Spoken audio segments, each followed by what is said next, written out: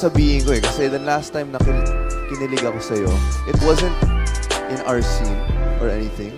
It was when I saw you sa Incognito. Ay, wow. Kasi nakita ko kung gaano ka kagaling. Siguro ibang klaseng kilig to. And we also watched it here. Kilig with matching Super Proud. Oo, ganun po. We watched it here before anyone else. I wanted to see also kung ano yung...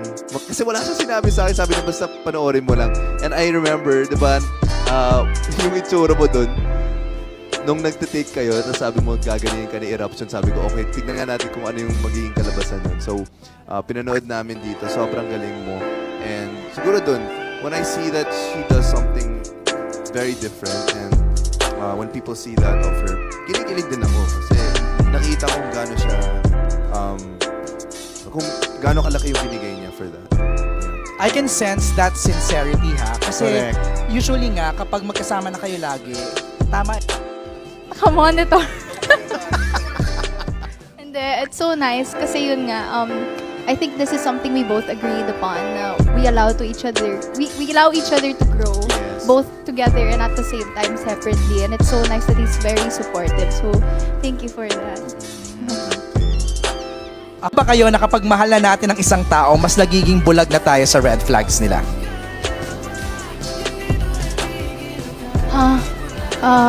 Meron din kasi 'di bang iba, feeling ko pag mas minamahal mo sila, mas nakikita mo rin yung red flags nila. Pwede rin That's opposite. a good way of Yeah, I think it depends on how you love the person.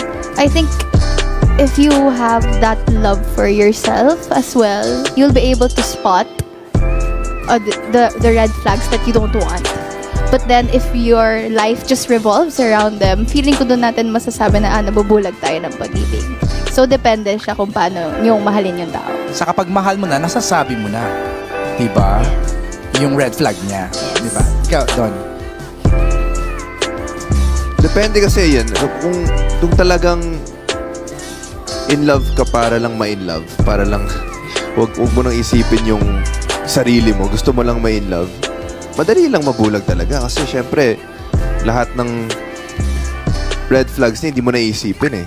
Pero yun yung part na nagiging delikado kasi syempre you're in a relationship if ever not just because you want to be with that person but because you're also in love with the version of yourself. So it can't just be I want to be here because this person is this. But how are you though? Diba? So yeah, you have to also love who you're becoming. So, you know, the red flags, I think if you really are in it to be with each other and to choose each other, you would see more of that in each other, or more of the red flags in each other. So you want to go through it together. And you want to help also the other person see that side of them that maybe they haven't seen, you know. Right. Now, depending din on the red flags, minsan din kasi the imperfections kind of makes the relationship perfect. Yeah, you know, everyone Diba? has imperfections. Okay. Percent. You have to have people who will keep you accountable.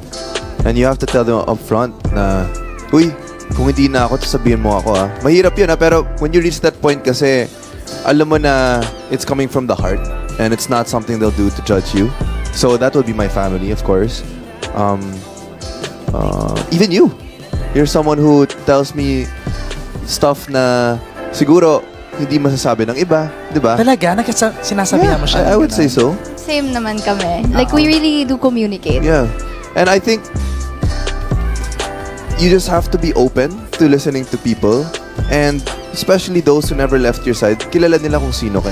So, very important na yung mga voices na pinapakinggan mo, yun yung mga taong kilala ka talaga kasi sila ang makakasabi ng mga bagay na hindi mo maririnig sa iba.